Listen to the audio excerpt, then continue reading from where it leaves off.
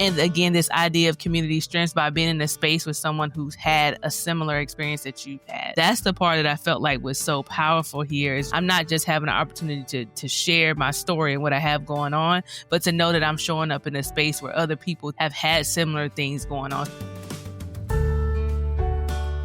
Welcome to Boundless B, the Hemophilia B podcast, the podcast standing with you from a family like yours, presented by the Coalition for Hemophilia B and in partnership with Balancing Life's Issues. Today we're talking with Whitley Grant-Goodman, facilitator, advocate, and passionate community builder who led the Stronger Together session in Charlotte, North Carolina during this year's Meeting on the Road series, a series that takes place all over the country offering free workshops to CHB members as well as childcare during those sessions so the adults can be 100% engaged in community building. Not only that, the Coalition can offer gas and toll reimbursements to make your travel easier. And if you're driving more than 2 hours, you can even apply for a hotel stay to help make the trip more manageable. The goal is to ensure everyone has the opportunity to attend these special events. And we're so excited to have Dr. Whitley here to talk to us about her session that happened that day. Welcome to the podcast. Thank you. Thank you. So happy to be here with you this morning, having this great conversation, doing some reflection around my time with the group. Can you just start off with kind of like, what was that experience like? What did it mean to you to be there, part of that series, and like the energy in the room? Just talk to us about that. Yeah, so it really meant so much to me, since COVID has happened and we've gone from doing so many virtual spaces to now being able to be back more in person. It felt really good to be able to join and be a part of this community because I was stepping into a space where people seem really connected by something deeper than just their diagnosis, but really feeling like they're stepping into a family. So I felt very honored to be trusted with their stories, their questions, their hopes, and really reminded me that when you create a space where people feel seen and supported, real healing and real connection can happen. So it was just a really great experience and so happy that I had the opportunity to join and be able to really not necessarily share my expertise, but kind of just help facilitate area that they already had expertise in. Yeah, it's interesting you say that. Can you speak a little more to that? I think the importance of Hemophilia B community to come together in person when possible. Yeah. So I will say this. I think there's just a different level of connection that can take place when you're in person, right? So really being able to having that warm, open, and inviting energy where people can laugh and talk and share some of their past experiences and just being honest and vulnerable in a way that you don't always see. And I definitely understand the pieces about still, of course, having virtual options, right? Because it helps from an accessibility standpoint. But I think it makes sense that they're offering both. So they talked about, even in that space, they talked about having virtual spaces that they get together in as well, but then having these opportunities to meet in person, I think just adds an additional level of connection that you might not be able to get in an online space. Yeah, that's all right. That's so great to hear. So I guess tell us about the Stronger Together session that you led and what was the heart behind that message? Yeah, so the heart was simple. It just talked about the importance of connection. So the goal was to kind of remind people that how much strength there is in community. So when people were able to share their victories, their struggles, and their lessons, it creates a ripple effects. So others maybe feel less isolated, hopes get restored. And the session was really about lifting up that collective strength in community. So just, again, I think it just helps when maybe you're going through or experiencing something or you have experienced something, now being able to hear somebody who say, oh, I had a similar experience. Here's how I navigated it. Here's some things that were helpful for me.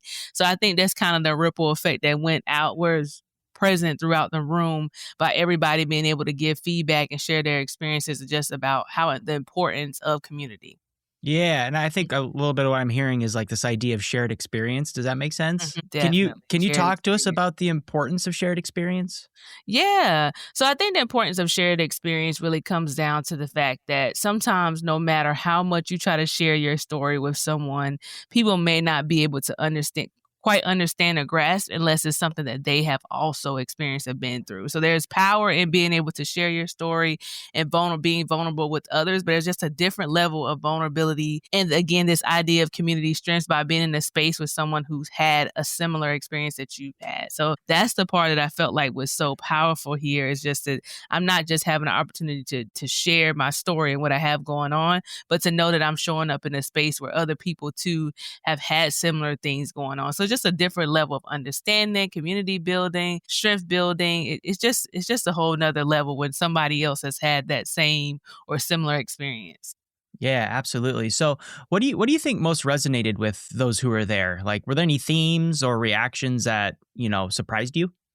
Yeah, I think the main thing just people being open up about their emotional side, not just their medical journey. There was some caregiver strength that happened there as well. That was like a recurrent theme.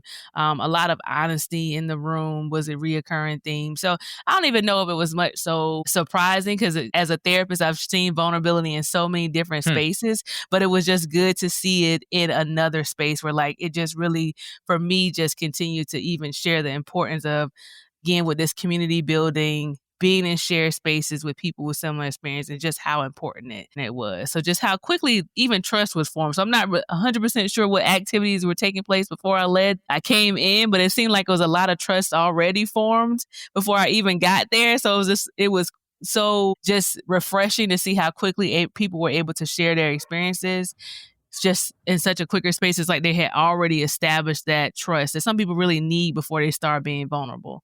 So that was probably the biggest surprise for me, like how quickly trust was formed and people being able to share their experiences. Yeah, absolutely. And, Mhm. as someone who has traveled to some of these events, I've seen that, in real time, and it's Mhm. really impressive to see how the community comes together so quickly. So, what were some of the most powerful stories you heard during these sessions? Yeah. So one person had talked about advocating for their child in a hospital setting. I feel like it was powerful because it just brought it was that, and again, I hate to keep re-emphasizing, but that's the point that we're talking about today is community building. But I think just having that piece about someone sharing about the advocacy standpoint also helped other people understand how necessary advocacy can be and why it is needed in different, especially in hospital environments. Other people talked about, so one of the things I opened up with an icebreaker about maybe your favorite person that you feel like is your support system, that's someone in your support system, and everybody was just naming different folks who were like their main support person, and then just really the laughter that came with how common. Okay, some people had their mom, some people notated a sibling, other people notated a best friend. So I think that was just good too to see that commonality and just being able to share what else do we have in common besides maybe a diagnosis or our treatment approach. Like how do we view community? And I felt like that was another powerful story for connection because it just brought humor and it brought laughter and just giving people an opportunity to see, okay, we have more things in common. So I feel like that was some of the things that kind of stuck out. And I feel like, again, when we go back to themes, this idea around advocacy and then who are the persons in our lives that are a part of our main support system. Yeah. And Hmm. yeah, can we talk a little more about advocacy? Because I know it could be a very kind of scary word for people. It's like, I know for me, historically, it brings up ideas of conflict and like conflict Hmm. management. That's like one of the things I have to deal with. Hmm. But, advocacy doesn't necessarily mean marching to Washington, D.C. to speak to a Hmm. senator, right? It can be as small as in a hospital room or even going to a meetings on the road event to share your story. So, can you talk to us about kind of how that lives on a spectrum? Yes, yes, yes. And I think what you're saying is so powerful because like you said, some people are protesters, right? Some people are the folks who like to maybe go out in the streets with signs and things like that. But other folks are folks who want to advocate in different avenues. And you're right, even being able to come into a space and share, okay, here's how I showed up in a hospital room, in a doctor's appointment. Here's what I did. And here's maybe some tips that you can also do. So I think even as you think about from like especially a medical standpoint, like being able to educate yourself on everything that you have experienced, so symptoms, medication, past diagnosis, allergies, things like that, knowing when to speak up. Like I tell some of my clients in the work that I do, sometimes when you think about self-advocacy, the hesitation is because you can feel like it's going to be confrontational or a conflict. So you might even want to practice in advance. What are a couple of things that you can say to follow up, especially if you don't understand? Because I think a lot of times, even in our medical communities, medical medical staff can use maybe verbiage that we don't quite understand. So being able to ask follow-up questions like, what are all our options here? What happens if we choose to wait? I like a second opinion, things like that. So it doesn't feel too overwhelming when you are in these moments where you feel like you need to advocate for yourself, but you might have some hesitation in doing so. So I think, again, like you said, advocacy can look like showing up in different social media spaces. It can look like joining in groups like these and being able to come together and figuring out, well, maybe what are the 2 or 3 main themes that we need from our group. And what I most learned recently from a event that I just went to is being in touch with whoever your local politicians are and how important that is. So, for example, for this community, thinking about maybe the 2 or 3 issues that you feel like are not paid attention to enough and being able to go directly to those folks who have control, who are like your local politicians. So that's something I'm going to start doing myself too, because I never really thought about how to advocate in these smaller political spaces. But I think that all of these things are important. And it still goes back to this idea of we are stronger in numbers. So again, using that community piece when it comes to advocacy is going to be very important.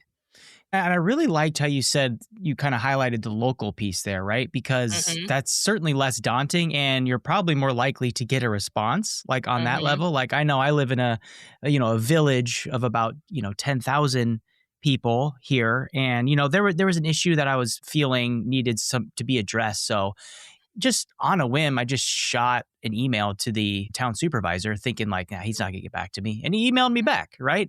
And I think he accidentally included his personal email, which is, funny on that level.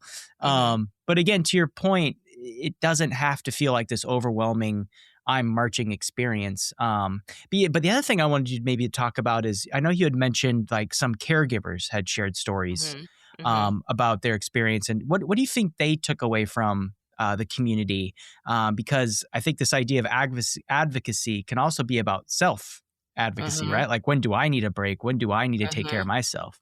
Mm-hmm. Yeah, yeah. So I feel like folks who are caregivers in this space also probably had an opportunity to feel seen and heard. And it's just so funny that we're having this conversation today because I see so many themes pop on social media. And I don't know if it's algorithms but I just saw something the other day about how to support people who are caregivers because a lot of times people will minimize the experiences of folks who are caregivers and that they don't understand how maybe difficult that position can be and just how to support folks who are caregivers. So just being able to check in and ask how things are going and be able to really just check in on not only the person they're caregiving for, but maybe also paying attention to those symptoms as well, what the caregiver is also experiencing. So if you're a person who's listening and you are wanting to figure out how do you support people that you know who are caregivers, checking in on how they're feeling as well. And then I think for people who are caregivers in that space, it was also, again, from that community aspect, of feeling affirmed. Because again, if you are in a caregiver position and you don't have a lot of folks in your lives who are friends or coworkers or colleagues, whoever, who are also caregivers, they might not understand the complexity of what it's like to be in a caregiver role. So I think that community was able to affirm, okay, we understand what you're going through because I experienced the same things. Here's what advocacy looks like. Here's what boundary setting looks like. Here's some things that I did for self-care and that nature. So yeah, I'm always just going to be pro community, which is why I really appreciated being invited to this space. Yeah, no, absolutely. And, I've really enjoyed your message. And I'm so glad we were able to bring the Meetings on the Road energy to the podcast here. For those who weren't able to attend, like maybe what's one takeaway you could offer, what it meant to be there and like the importance of coming together? Yeah, so I think the main thing I would think hopefully people can take away from this episode they couldn't attend live is that hoping they're hearing from this that they're not alone. So even if you couldn't attend, your stories still matter, your struggles are valid, and there are community ready and available to stand with you. So even as you were introducing the space, when you were talking about the resources that they're willing to give folks to come and attend, it sounds like they're taking away some of those barriers that exist around finances. Finances are really a huge barrier when people want to come to community events, especially when they're in different states. So here I'm hearing there's all these resources available to assist you. So now it's like, okay, how do I just make even though if I'm a caregiver, how do I be intentional about making sure that I make this space a priority? Like, it's probably maybe doesn't feel as important as like a doctor's appointment things, but having community and having that self-care is very top priority. Like, it's very necessary. So I would feel like being aware of the different meetings and groups that they have, seeing how that you can reach out to get to the resource that you're able to attend. And I think another thing that was a takeaway in that space as well is people were making connections with one another so they could keep in contact even after they left that space. So you don't have to organize an event to build community. You can start with an honest conversation or one supportive message or meeting that we have talked about today. I love that. And I just wanted to highlight, like, just imagine walking away from a Meetings on the Road event with the phone number of a parent or caregiver who you can reach out to and know that you could reach out to in those moments where you really need the help. Like, did you have this experience in the doctor's office? Like, or I'm feeling really burnt out on caregiving. Like, just having those feelings affirmed, right? Is such an important part of what this community does. So, thank you again for your message. And this has been Boundless B, the Hemophilia B podcast, the podcast standing with you from a family like yours, presented by the Coalition for Hemophilia B and in partnership with Balancing Life's Issues. When you decide to come to the Meetings on the Road event, just go to hemob.org for more information on how to attend. Like we were talking about, resources are available to help you get there. And thank you so much for your time again today, Dr. Whitley. Thank you for having me. It's been an honor to have this conversation with you today. Until next time, everybody, take care.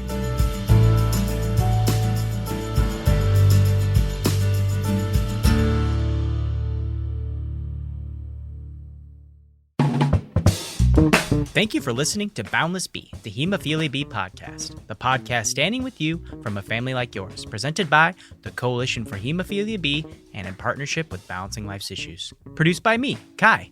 Got an idea for the show? Send us an email at podcast@hemob.org, and don't forget to stay connected to your community at hemob.org. Anything else to add, Miles?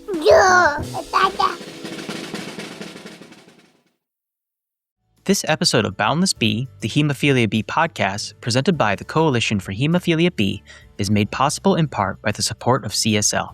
We thank CSL for their continued commitment to the bleeding disorders community.